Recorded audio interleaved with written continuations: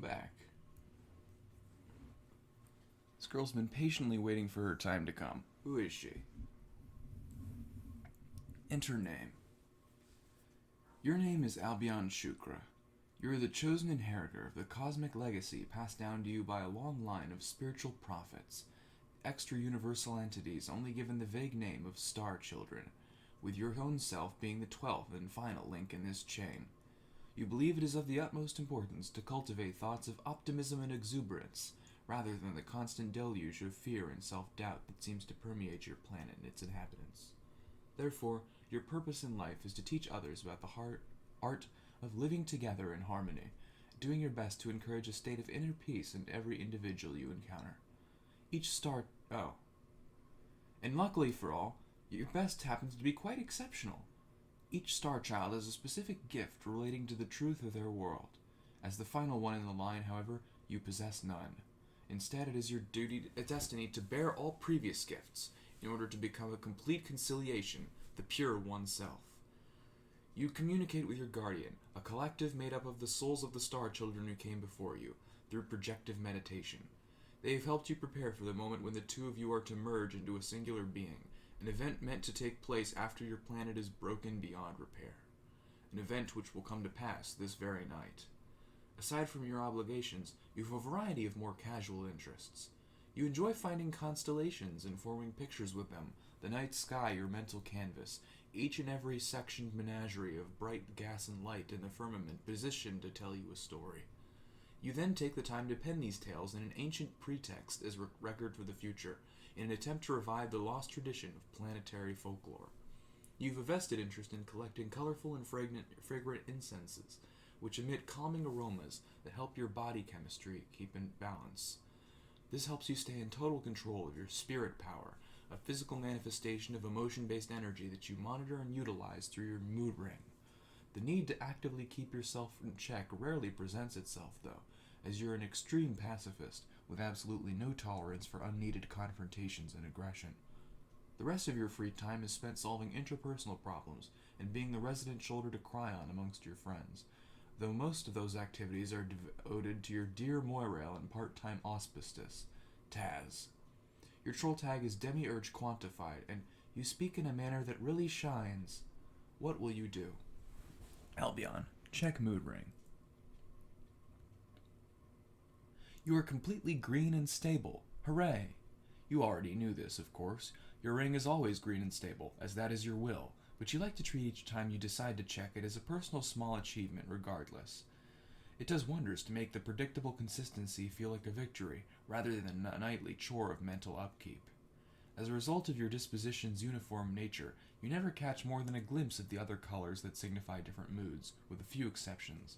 Hope, blue, compassion, purple, and love, pink, are the ones you allow for prolonged periods of time.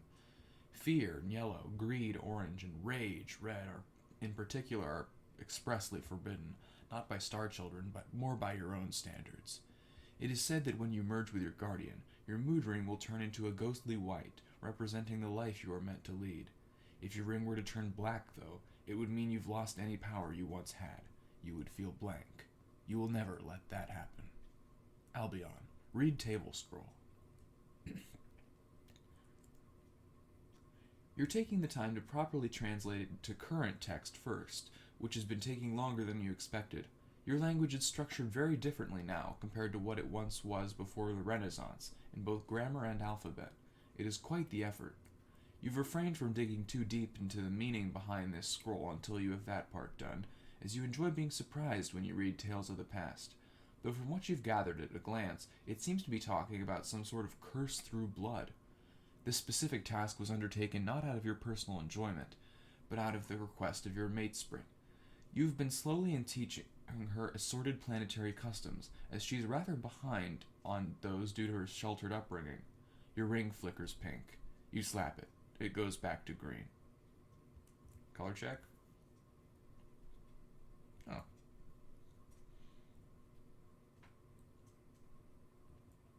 Albion, read table scroll. I already did that.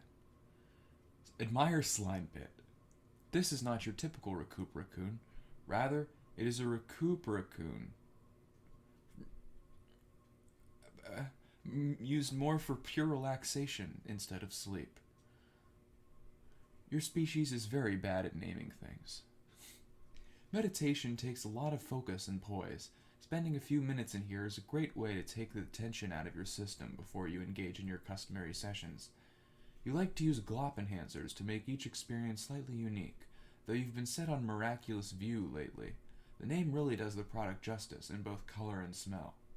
Albion. Receive message from Taz. Doo-doo. Right on schedule. You could have felt the burning passions over overblown conundrums coming from expanses away.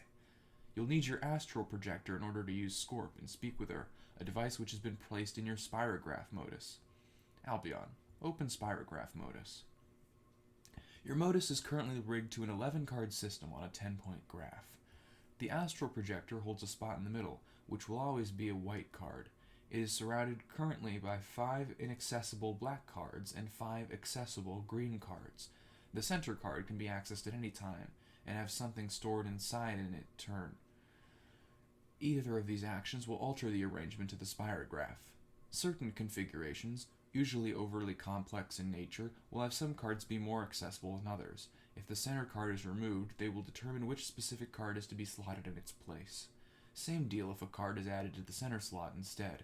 If a card is removed from the position that isn't the center, the configuration will change, but the center card will not. Simple alterations allow sets of cards to be moved around without changing the configuration of the graph, such as switching between certain ring levels. Removing any of the accessible cards or adding an extra one will change the number of spirograph points accordingly. It shifts depending on how many cards are in the deck. I definitely needed to know all of this. Retrieve astral projector. Luckily, you've rigged your modus with some of your less appealing candles to have your item just where you need it.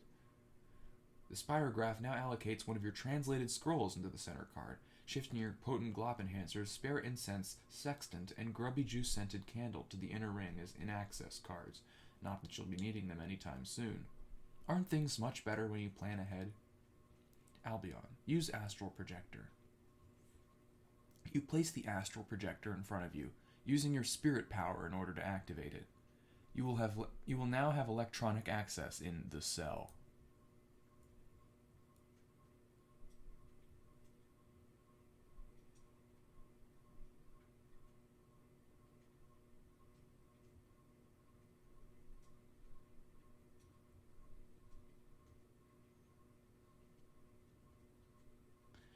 Tranquility is an asset harshly underutilized in the minds of others.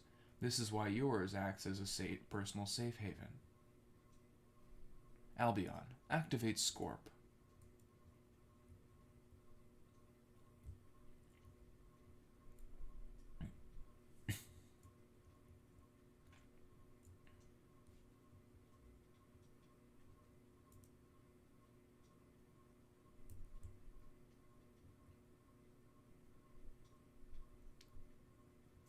Your Scorp theme is called Nebulaic Nirvana.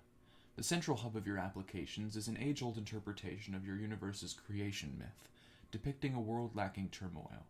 This piece has always spoken to you on a fundamental level, as if it's the being you are meant to become in time. Albion. Answer Taz.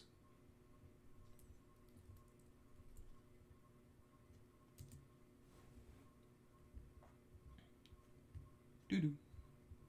Hey Albion, so I just got a bunch of shitty messages from UK.